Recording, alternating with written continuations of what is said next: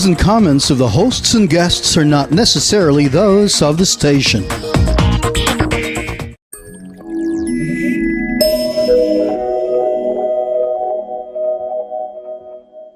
Hello, Philippines, and welcome to the World News Jam right here on DZRJ Radio and Radio Bandito TV. My name is LeCain. We bring you the most interesting and consequential stories from around the world each week. Now, this week is going to be somewhat different. As you can see, to my right or to my left, depending on which way you're facing the TV. I am not alone this week. This week we have a guest, and her name is 𝗪cie𝗿𝗋𝗱. Is that good? 𝗪cie𝗿𝗋𝗱. Yes. Or Bet. And she is a psychologist, which is something that we may very much need here sometimes on the Jam. She's going to be giving us her insight on the state of global affairs on this earth. So, Nara, welcome to the show. Thanks for having me. I'm glad to be here. Oh, we're so glad that you are here today. Now, we'll talk as we go through, but right now I kind of want to get things started because there's so much has happened in the world this week. There is some huge news that came out this week, shocked me as much as it did the rest of the world, and I know many people out there still can't believe that this has happened. That is that Wicked the movie is being released this week, and the world is just freaking out. I can imagine. I mean, like Wicked itself is a big hit. It's theaters. A big hit. But just in case anybody out there knows, we're starting things up here because there's so much real news that's going on. But just in case you didn't know, because I'm so excited about this movie, I really want this movie to come out. If you've never read the book or ever seen the musical or ever sang any of the songs, by the way, I saw it on Broadway and I saw it in Manila. Right. Did you see it? I saw it here in Manila. In Manila, yeah. It was quite a great show they did here in Manila. Yes. But what happens? The whole story takes place before the Wizard of Oz, in which the witch 𝗪cie𝗿𝗋𝗋. Yeah. 𝗪cie𝗿𝗋𝗋.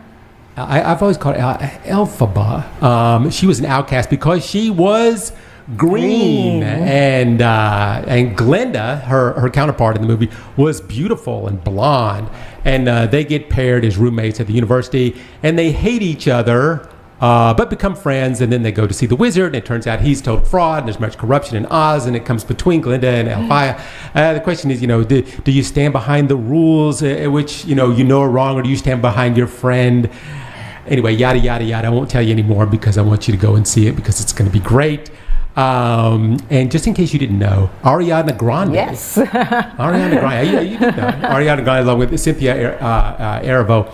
Michelle Yeoh is in it. Right. She's one of my favorite actresses. Jeff Goldblum, who actually used to go to my gym when I lived in New York.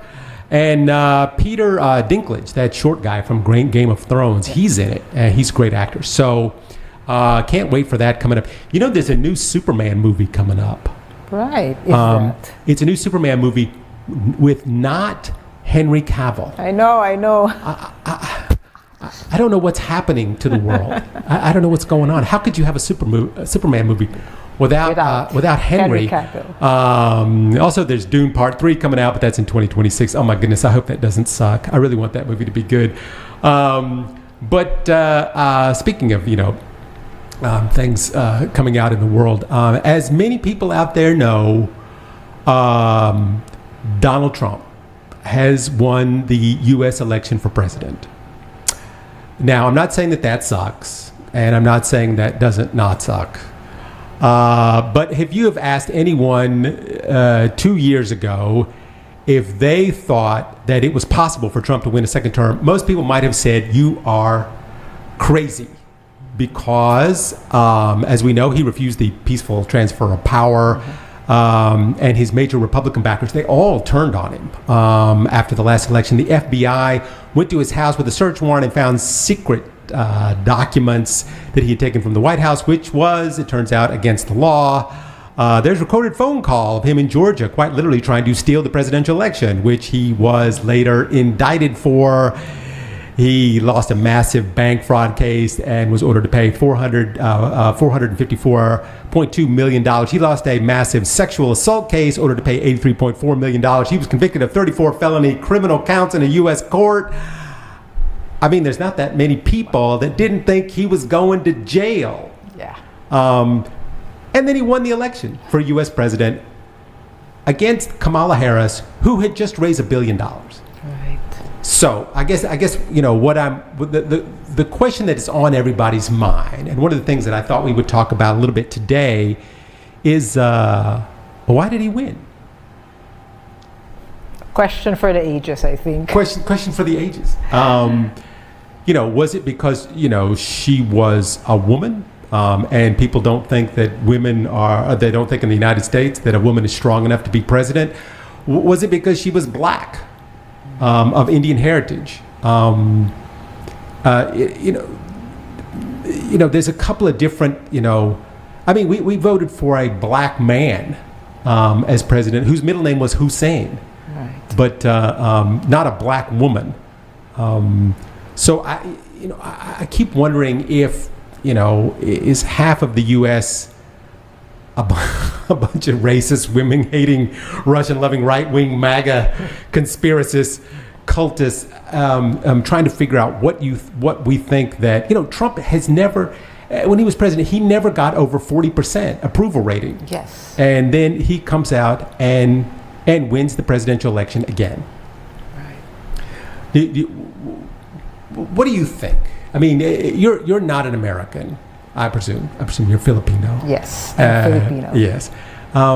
Looking at it from a Filipino's point of view, what do you think the reason is that the United States public would vote for a man who has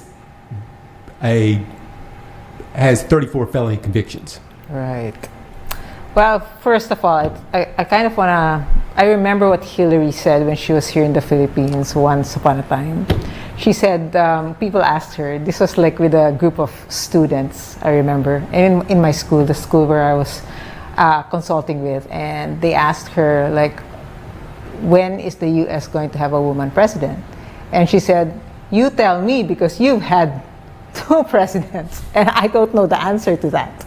I'm trying, is what she said. Something to that effect, right? Yeah, I mean, we all thought that Hillary was going to be the first one. Right. Hillary had the poll numbers, she had the experience, she had the background, she had everything going for her. I think a lot of it had to do with a little bit of luck in the fact that the U.S. Justice system, the DOJ, decided to do an investigation literally a week before the election. Yes, exactly. Which ended up not going anywhere. But I find it fascinating because back then, when Hillary was running against Trump, nobody knew Trump. Right. I mean, we knew him as the apprentice, a reality star, the reality TV star. That's what he was.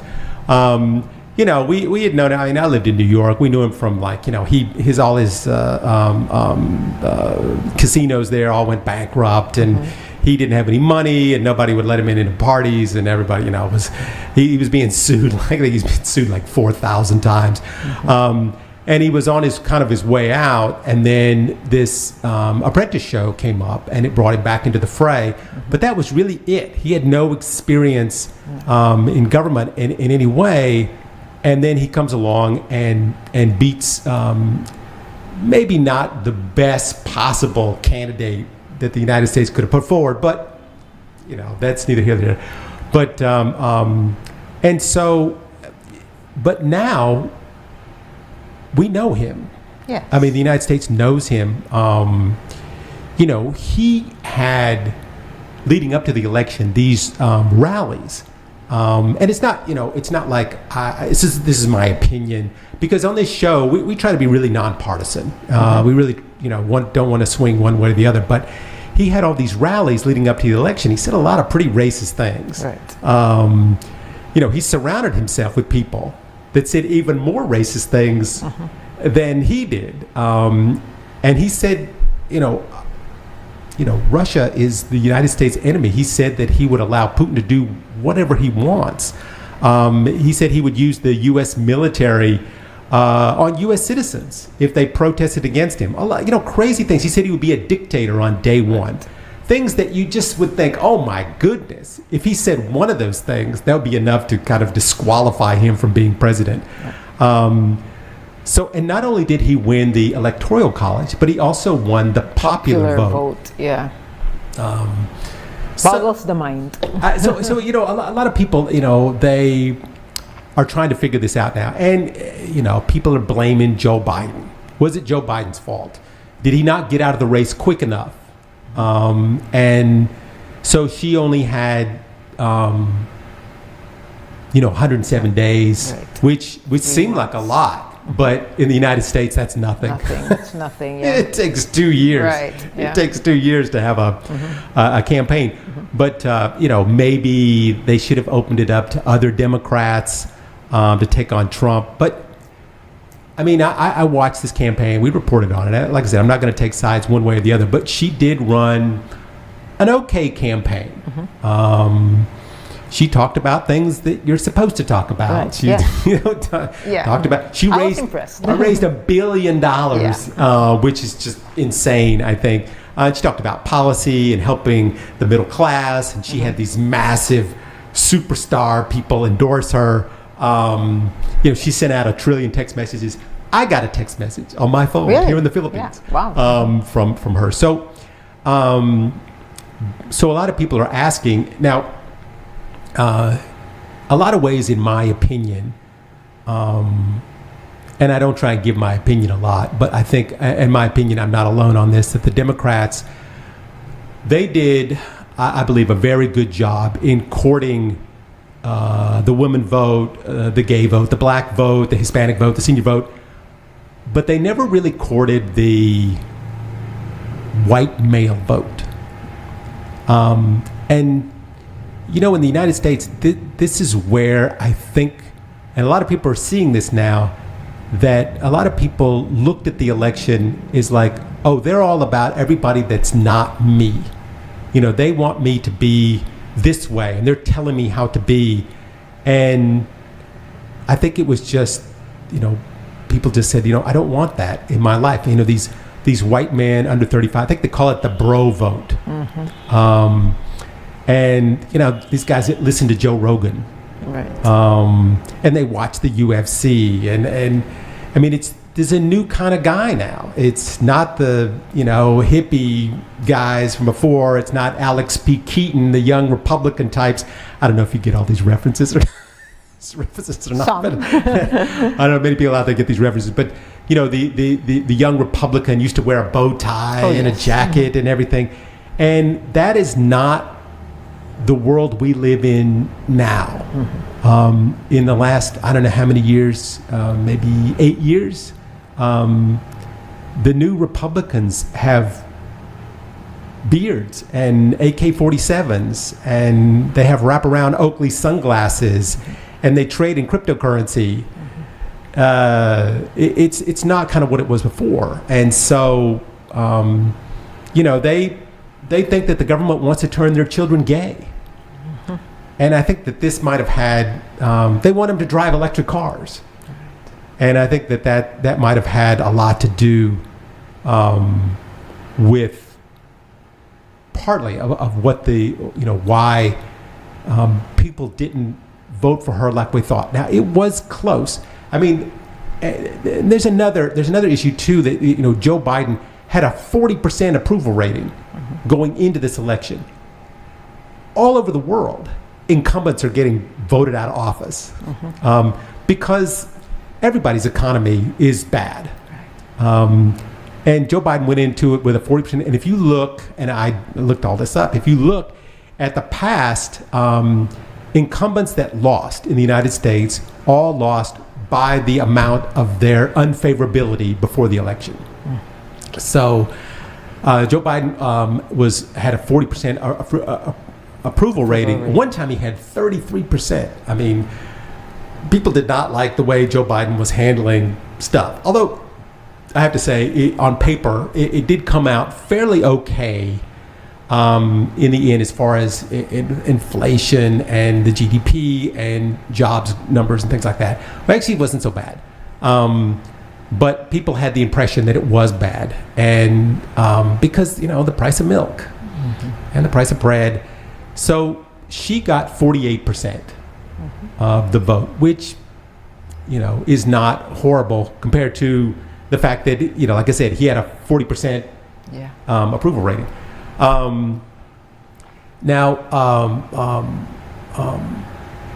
This week, Joe Biden met Donald Trump. I saw that. Yeah. I saw that. Did that seem like the most uncomfortable situation you've ever seen in your life? I was watching that, and I'm like, neither one of those guys wants to be there.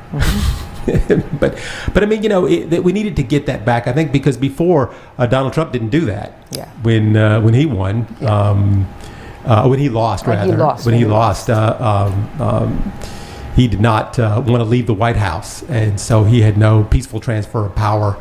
But they sat down this week, and it was ridiculously awkward. And leading up to that point, I mean, those guys they truly hated each other. I mean, they said some really bad stuff about each other. I think that it's good that they did do it to show that, all right, we're back to the way we were before. Democracy did work. Let's try and get have some semblance of what we're supposed to be doing. Right. So that was that. But then right after that, the semblance of normalcy then became the semblance of what is going to happen when Donald Trump takes office. So, if you've been watching what's been going on television and who Trump is picking to be in his cabinet, this has been quite fascinating because people like Elon Musk look like they may have a job. Vivek Ramaswamy looks like they, and I don't know what to say about Vivek Ramaswamy. I just can't stand to listen to him talk, but I mean, he's a very smart guy. But they, will run a department kind of outside the White House, and I think that might be because I don't think either one of those guys could ever get confirmed to have a job inside the White House because they got to go security clearances. Maybe Vivek Ramaswamy could, but once they go into the vetting process of the Senate, man, I don't think Elon Musk is going to get very far. Yeah, no, I'd be surprised. I mean, what do you think of it? I mean, Elon Musk, he has multiple government contracts, deals going on. He's connected with governments outside of the United States, with some of the enemies of the United States. Massive conflicts of interest. And they're supposed to be the ones that are running the Department of Efficiency. So as far as that goes, I mean, when he did this, I'm like, a lot of people are like, you got to be kidding me. You got to be kidding me.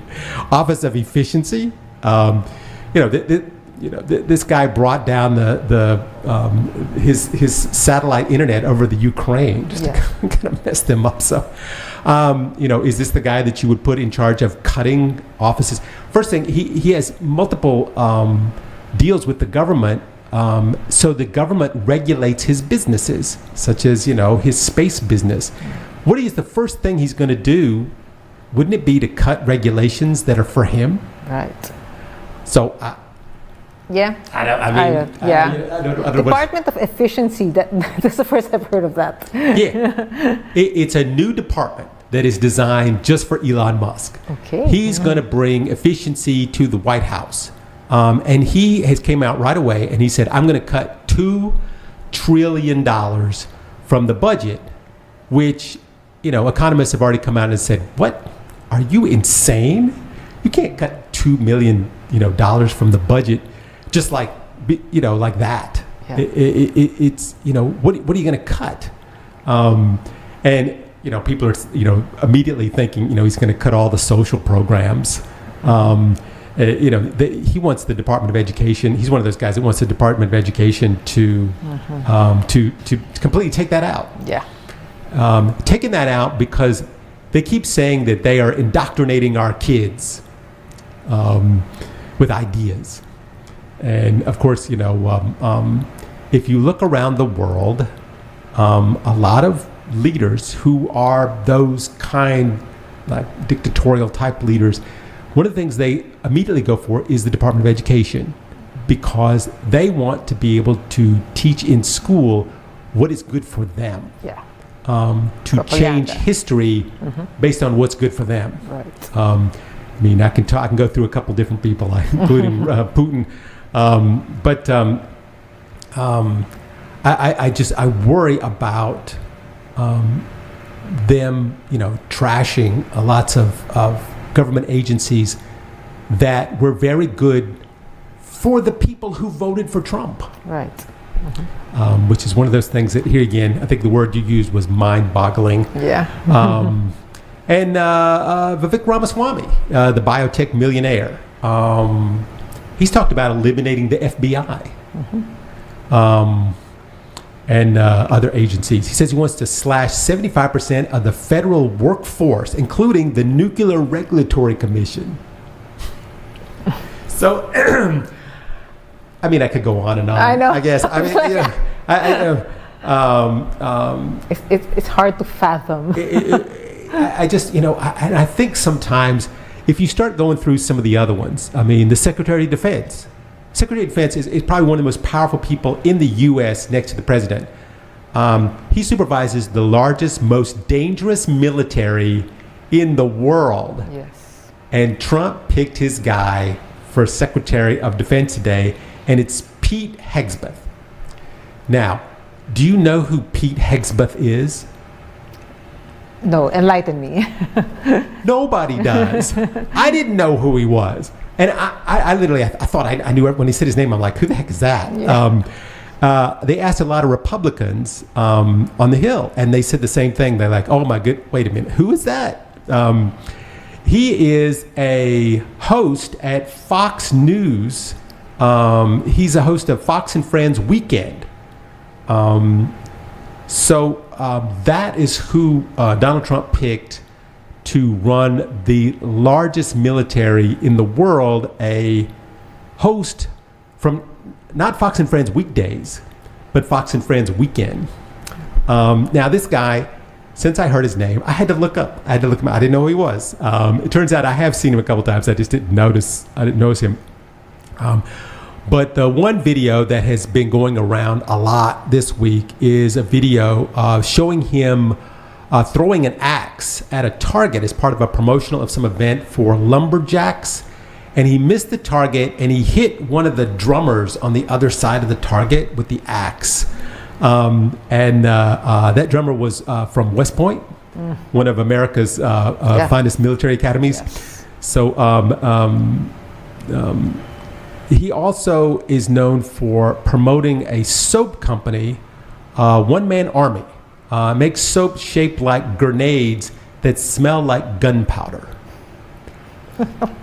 That's so funny. I have to laugh at that one. Say that again. So, and I watched the commercial. He is, do you want to smell like gunpowder? And he's got this soap on a rope in the shape of a grenade. Laugh at that one. So anyway, and he does not want women in combat anymore. So all this work that we have done over the last 50 years to get women into combat, who wanted to be in combat, who wanted to fly combat missions. Anyway, they are no longer, he doesn't want them to be able to participate in combat. He wants to get rid of the LGBTQ personnel. All right, that's something that, Republicans have talked about, right?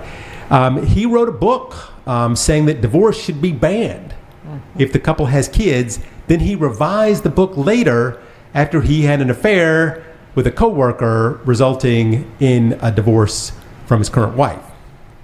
So this is the man that Trump has picked to run one of the most complicated militaries in the world. Now, I know that some of the things we've been saying is comical, but you know what? This guy, he's spoken out a lot of times. He wants to do preemptive strikes on North Korea and Iran. You know, people have talked to me like, well, we want to vote for Donald Trump because he's very anti-war. Yeah, but he's picking people that Are not. Are not. You know, he was talking about, you know, the Ukraine, you know, saying that Putin wants his I can't say the word on the air, but Putin wants his, you know, S word back.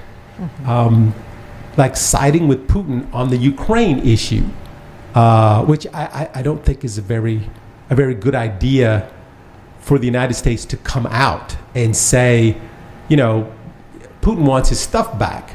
Wait a minute. You know, you can't just, once you make a country, you can't. Yes, okay. I mean, you know, there are countries that, you know, all the way back from, you know, Prussia. You know, let's go back. You know, different. We've drawn the lines a bunch of times, and a lot of times, biggest militaries is one who draws the lines. But these days, we don't draw that many lines, especially when a country is a sovereign nation. And I just think for him to come out and say that, and then, you know, now, and then, you know, and here again, you have to be an American sometimes to know a lot of these names. Mike Huckabee, who I know. I know Mike Huckabee. He's been around for a while. They want him to be the ambassador to Israel. Now, to me, I guess it's not a surprise that Trump would pick someone like this, but he's a TV commentator. That's who Trump likes. Yes. He likes guys he's seen on TV. Yeah. But his views on the Middle East, you know, I guess they worry me. He believes that Israel should take back the West Bank. He said once before the West Bank doesn't even exist. In fact, he said that Palestinians don't exist. There's no such thing as a Palestinian. And he even when he said it, he goes, you know, so just, you know, in case, well, you must have misheard him, Eric. No, he said, you know, I really shouldn't say this. I'll probably get in trouble for this. But, you know, there really is no such thing as a Palestinian. So he's saying, yeah, you know, well, you should make a two-state solution. You should put them, let them have their state in Egypt or Syria or Jordan, but not in Israel. But they're not going to do that. You'll have to kill them before they'll do that. This is their, you know, this is the sacred land that their entire religion comes from. I don't think they're just going to go, you know what, you're right. I mean, if that's the case, then they should move to Montana. I mean, God, there's lots of land in Montana. It's nice green. There's no deserts or anything. You know, in Israel, it's nothing but a desert. You know, not much grows there or anything, but it doesn't matter because, you know, that's where all religion came from as far as the Muslims go. You know, sometimes, you know, Mike Huckabee came out and rejected the word settlements. He says, really, they're not settlements. It's Israel. It's Israel's. It's Israel's land. But, you know, it wasn't always Israel's land. You know, Israel won the war, but the deal was you let the Palestinians live where they are. Right. And you don't put settlements there, which is illegal according to the UN, but they did it anyway. Yeah. But Mike Huckabee says, well, it's not even settlements. It's their land. And I think this is going to cause, I'm sure this is going to cause a huge, you know, uproar in every country surrounding Israel. Right.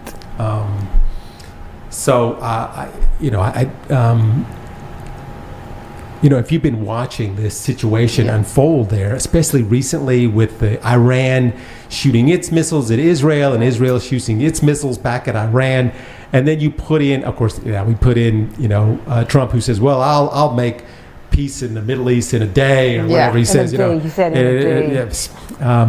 But you know, one of the other issues that I have, and you can tell me what you think, is this woman 𝗪cie𝗿𝗋𝗋. Now, a lot of people, you know, in the Philippines are not going to know who these people are, but she is someone that Trump has picked for Secretary of Intelligence.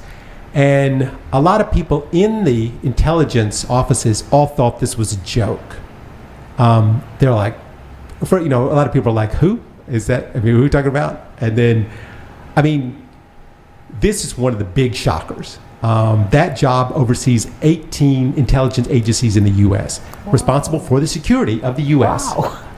And this lady, over the past couple of years, and I've watched her because we've even talked about her on the show a couple times before. She actually ran for president in the Democratic Party. She didn't get anywhere, but the reason she didn't get anywhere is she's pretty much on the opposite side of the U.S. She takes the side of Russia. She made this secret trip to Syria to meet that dictator Bashir al-Assad. Yeah. And she came back and she says, I don't know if I believe this thing about him using chemical weapons on his own people. And I'm like, but they already proved that he did. Yes. But the fact that she would come out and say that, and that she would make all these,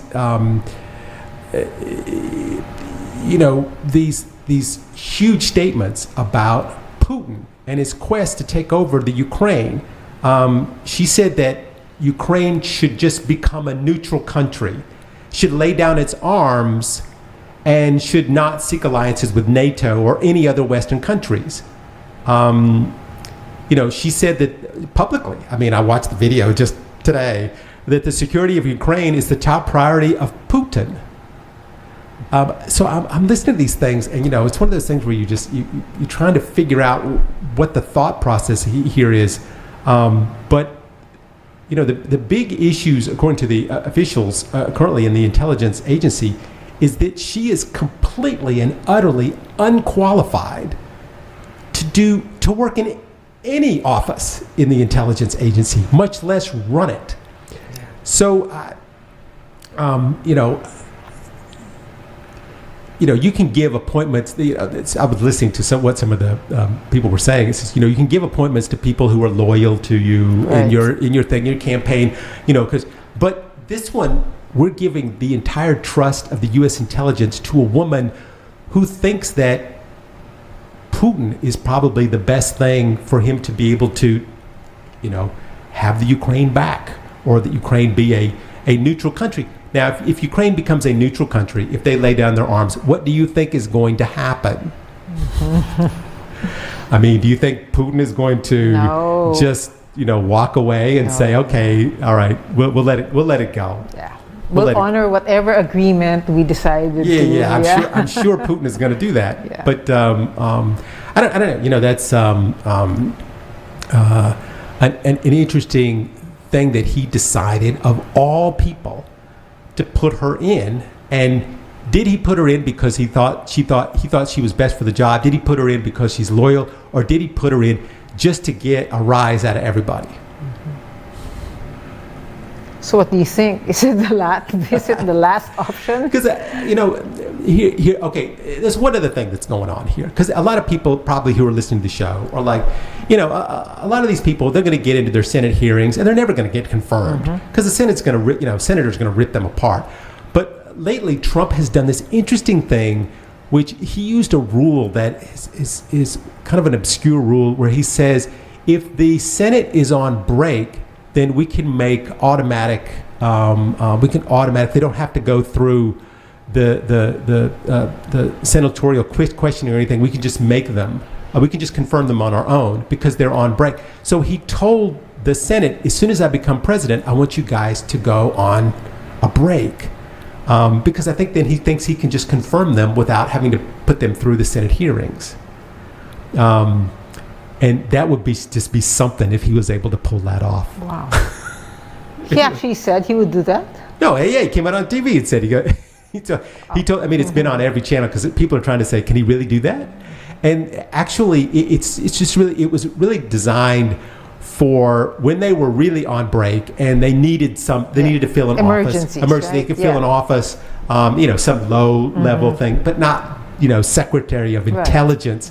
I mean, this is one thing that needs to go through the Senate. The vetting process, right? But the vetting process. But what if the Senate goes, okay, we'll do an unscheduled break, right?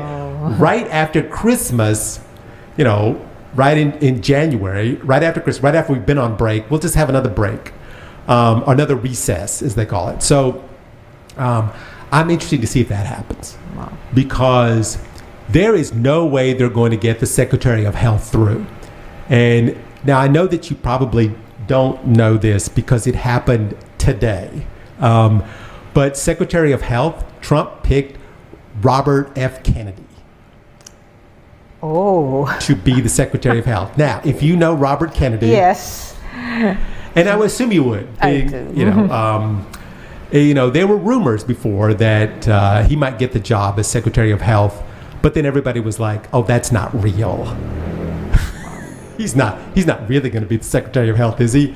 But then just yesterday, today, actually, at U.S. time, it was confirmed that Trump wants Robert Kennedy to be the Secretary of Health. Now, Robert Kennedy is known for certain things. He's best known for cutting off the head of a whale with a chainsaw and strapping it to the roof of his car because he wanted to take it home because he liked to study animal skulls. So this was a big story for a while when he was actually trying to run for president because his daughter said that it was horrible because every time they would accelerate the car, whale juice would fly into their faces. So they had to put trash bags over their heads and cut holes through the trash bags so they could see. But that's not even the best one.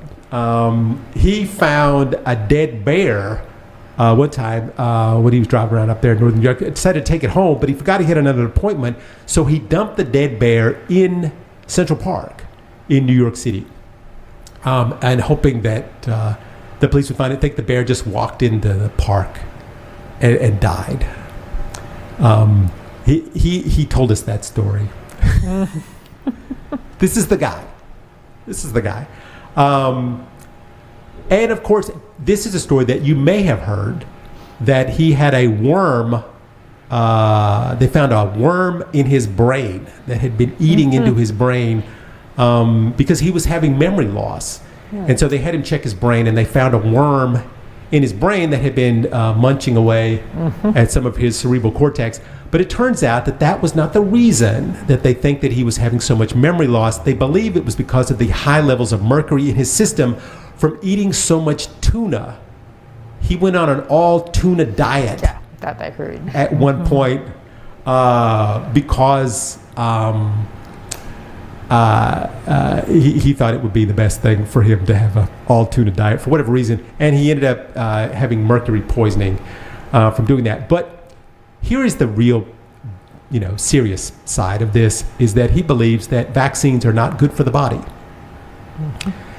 So I don't know what your thoughts are on vaccines, but I believe, we have spent 100 years making vaccines to make sure our children don't get the disease. Yeah. Part of the reason that we live longer than we did in the 1700s is because of vaccines. Because of vaccines.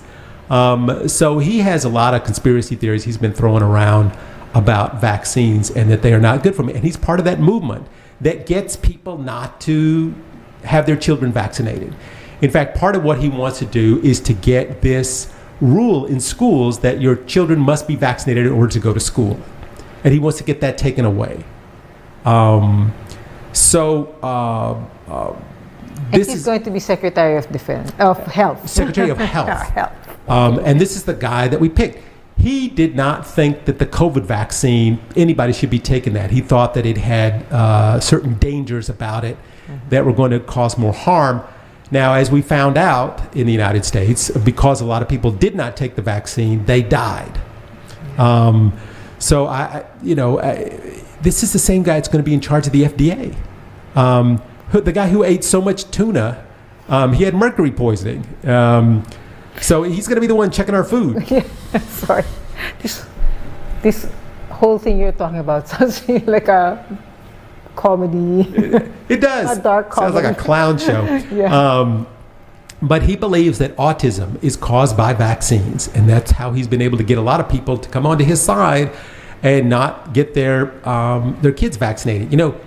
I did a little background on Kennedy before the show. He was a heroin addict for 14 years. There's a lot of crazy stuff that this guy has done. And he, has a lot of ideas about dealing with addiction. But even so, he said that COVID was a genetically engineered bioweapon for whites and blacks made by Asians. That it was a biotech weapon that did not affect Asians, that affected only black people and white people. Now, I don't know if Kennedy noticed, but a lot of Asians died. Exactly. died from COVID. Yeah. So if that was the weapon that they were making, they screwed up. Right. But there has been no evidence uncovered yet that it was a genetically made engineered weapon that just went after blacks and whites. He believed that mass shootings are linked to prescription drugs. I don't, here again, I'm going through each one of these picks, but it's interesting. I think it's interesting news to see what Trump is doing, why people said that he was dangerous. People say, why do they keep saying he's dangerous? He's not dangerous. Well, in some respects, we had an idea that he might do something like this. Before, when he was president, they gave him the people that he was going to. So he had people that knew what they were doing. Yeah. Now, all of those people that were in his cabinet before, not one single one has endorsed him to be president, just to get that out of the way. And then most of the people that he picked later ended up in jail. So, they went down in all kinds of cases and so forth that were brought up against him. And I can go through the list, but when all this is going on and people are going, oh my goodness, why is he picking these people? Then he did the big one. And the big one happened, I think, yesterday as well, when he picked Matt Gaetz for Attorney General. Now, of all the people that you could pick, and we have talked about Matt Gaetz quite a bit here on the show, because he's made it into the news a lot. Partly when the Speaker of the House, McCarthy, was ousted. He went through all this trouble to get in. They had 15 votes to get him in as Speaker of the House for the Republicans. Finally, he got in. And then Matt Gaetz told him, he said, listen, he's got this investigation going against him. So Matt Gaetz was under investigation for having sex with an underage girl. And some kind of illicit drug use. Anyway, he was in some serious trouble. Right. And his buddy that he did all this with ended up pleading guilty and going to jail. So Matt Gaetz was so worried he was going to end up in jail and then, lose his seat in Congress and all these kind of things. So he asked McCarthy, he said, listen, help me out of this. Let's make this investigation go away. And, McCarthy's like, hey, this started before I even got here. I'm not going to, risk my speakership, just to help you. So Gaetz said, if you don't, then I will, have a vote of no confidence against you and we'll just kick you right out. So sure enough, just a few weeks after McCarthy was in, he was out. Because of Matt Gaetz. So a lot of people don't take Matt Gaetz all that seriously. In fact, even the Republicans have come out and said, no, he's never going to get confirmed. But as a lot of people have looked at this, and I have too, 2 days from now, or Monday, there will be an ethics report released about Matt Gaetz. He won't be charged. They decided not to charge him because the girl, turns out she was 17 and a half. Okay. But he did pay her to go across state lines, so that's child trafficking. So there was still something that was. Anyway, they're about to leave to discern the ethics report on Matt Gaetz on Monday. So when he found out that he was up for Attorney General, he resigned from Congress today. Okay. Today, not today. Friday, he resigned from Congress. So I have to keep thinking that we're behind one day. So he resigned from Congress. So now Congress can't release the ethics report on Matt Gaetz because he's resigned. Oh, wow, yeah. Because he got this, so you can't tell me that they didn't have this figured out ahead of time. So a lot of people don't believe that he's going to get confirmed. He will get in there. The senators will just shred him from top to bottom. There's so many things that he has done that are just outrageous. So I don't think he's going to get confirmed, but maybe he was never meant to be confirmed. Or maybe when they do the thing where they take the resets, maybe he'll be confirmed then. Wow. But he would be confirmed, and he would be the United States Attorney General from the DOJ, the same people that are investigating him for sleeping with a 17-year-old. Right. You can't make this stuff up. Yeah. I'm telling you. Anyway. I was going to ask you, I know this. I kind of have an idea, and mostly from films, like the Attorney General in the States. Like, what is his? I'm not sure if we have the same kind of setup here. Probably not, right? He is the top cop. Yeah.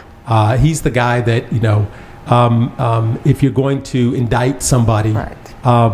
Every state has their own attorney general. Right. And then there's the big one, the one that does the federal cases. These massive drug cases and things like that. That is the attorney. If you're going to indict a senator because he bet on a stock that he knew the guy, he made policies to make the stock go up, and then he bet on the stock and he made a lot of money. It would be the DOJ that would be investigating him. So that's sort of what his job is. Right. When somebody assassinates an American citizen overseas, he's the guy that's going to go after them. Right. So, I kind of heard that the Attorney General should have a lot of experience and knowledge about the laws of this United States and how it impacts like the rest of the world and all of that kind of thing. And considering they say that he only really practiced law for a couple of years and then moved to Congress. Yeah.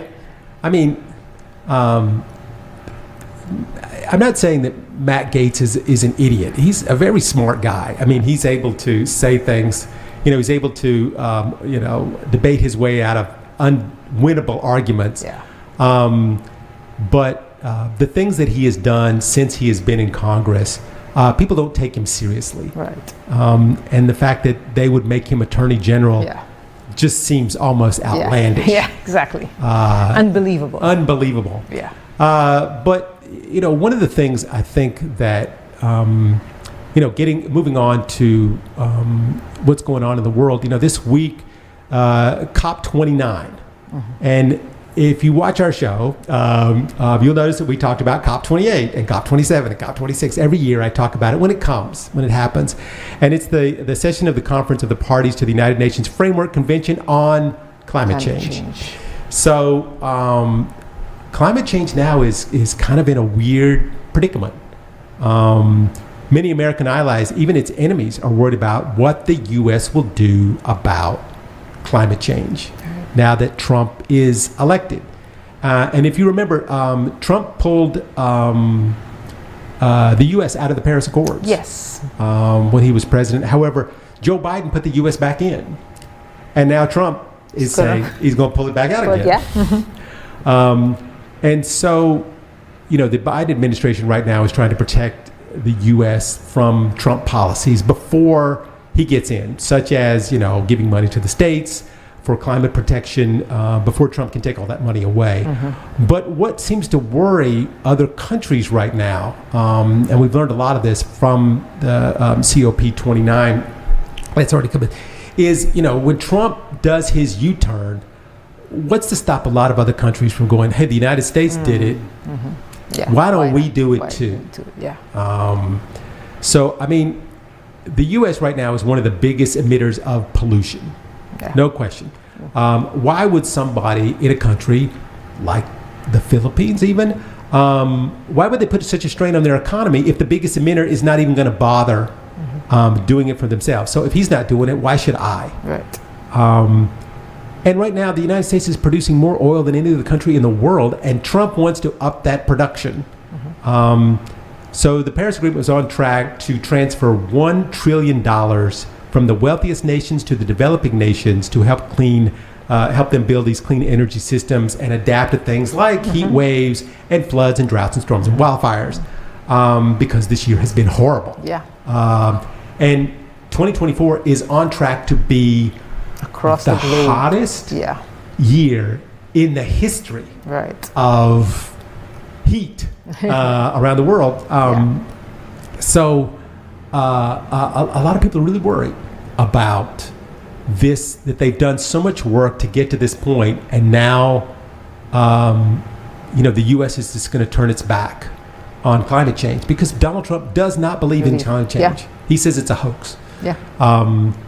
So it's going to be interesting. Now, another issue in the Paris Treaty on Climate is this year. It's in Azerbaijan, which, why is it there? I don't know. I mean, they're one of the least places, at least climate change adaptable places. So I know that they're trying to negotiate with countries on how much they're going to put in and how much. And a lot of people that are, that wrote the Paris Climate Accords are like, why are we still doing this? Why are we still negotiating? Shouldn't we be doing it now? We're already, the temperature is going up, they're trying to stop it from going up 1.5 degrees Celsius and stuff like that. So they have all these goals, but they're bringing the COP29 to Azerbaijan, who's a major fossil fuel producer. Right. And they're bringing all these people there who are from the fossil and fuel companies around the world. Yeah. And so they're there trying to make deals with the countries, with the leaders of the countries and so forth. And it's a lot of the people, the organizers are the people that run the whole thing are like, why are we even doing this anymore? Right. Why are we negotiating this? And so I think that, if you look at the numbers, this year, 1,033 delegates came to the COP29 to talk about climate change. 1,773 coal, oil, and gas lobbyists also came. More people came from the gas and oil lobbies Than the actual delegates. Right? Than the actual delegates. Wow. Wow. So that's just I look at these things and I understand the frustration. And there were people saying that what we should do is we should never have another one in one of these countries that is a oil producing people that don't really want the climate change stuff to really change, because it's gonna be a detriment to their economy, which is true. Yeah. It probably will be, but it will also save the lives of the next generations of people here on Earth. And here again, and I've said this before, we're not destroying the Earth. We can do anything we want to the Earth. Man, the Earth has been hit by asteroids. They've had ice ages. They've everything. What we're doing is we're making it hard for us. Yeah. We're making it hard for us. We're not going to die because the world rose 2 degrees. But by raising those 2 degrees, the issue being what it's going to cause the world to do. So right now, we are having massive hurricanes and typhoons and floods and extreme heat and extreme cold. These things that are basically being caused by the jet stream being thrown off because we keep spraying aerosol gas in the air, and we keep driving our cars, and it changes the ozone layer. It does. I mean, I can go through it here, but we've done it multiple times on the show. So, like I said, I think that what they are trying to do is the correct thing to do.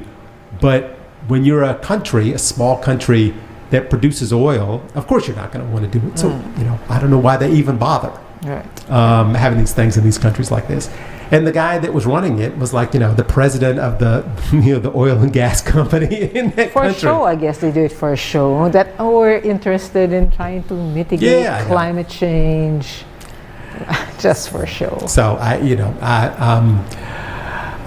got an issue with that. But I mean, there's a lot of things going on around the world right now that, the U.S. election is going to have a direct impact on. That's one of them.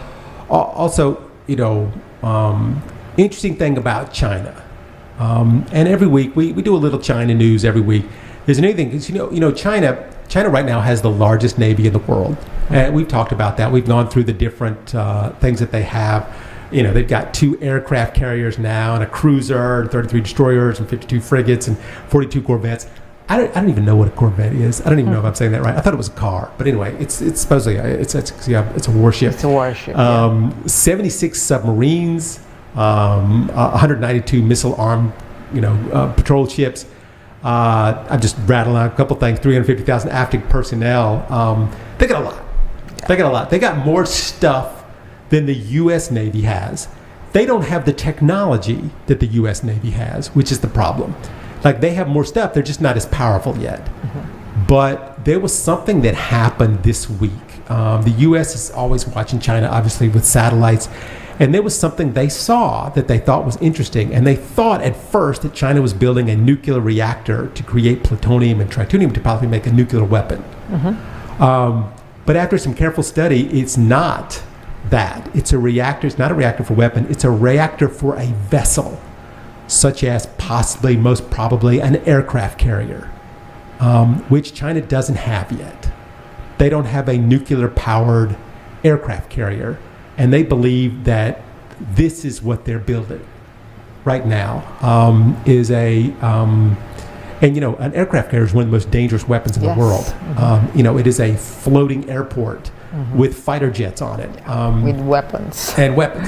And right now, I mean, if you have aircraft carriers, the one thing that's bad about an aircraft carrier is they take an enormous amount of fuel. I mean, the gas that those things churn out.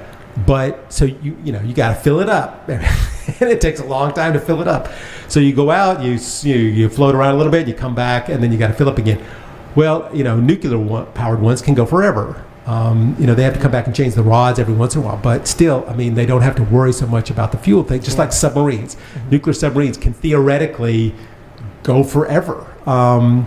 So that makes them, even more dangerous. And I think that this is one of the things that they believe right now China is slowly developing.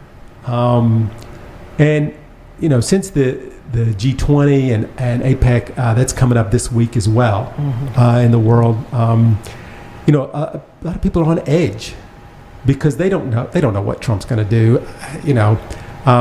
and Biden had this agenda of America is back to the rest of the world.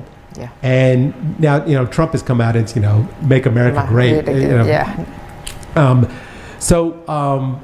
This has been a thing that a lot of people have been watching the Chinese because the Chinese may take this as an opportunity.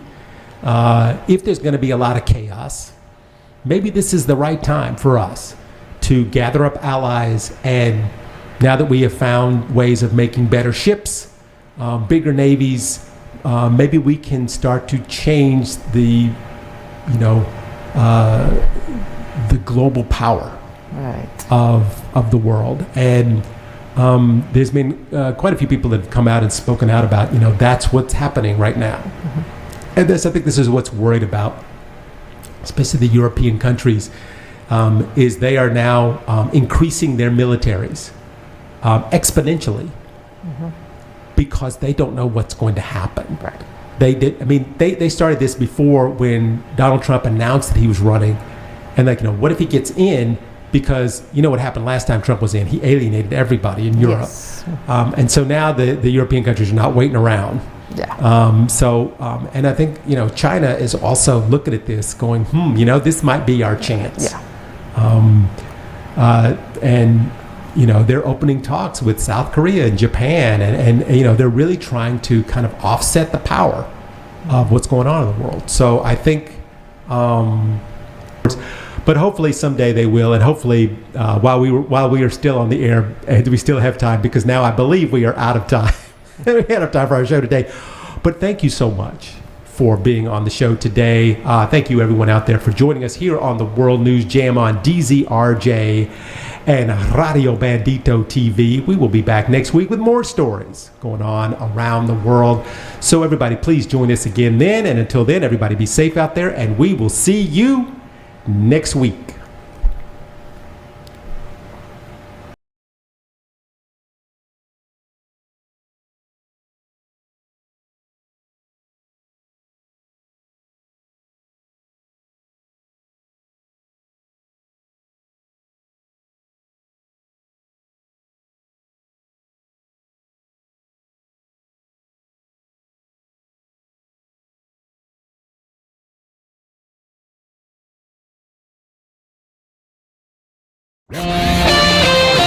The views and comments of the hosts and guests are not necessarily those of the station.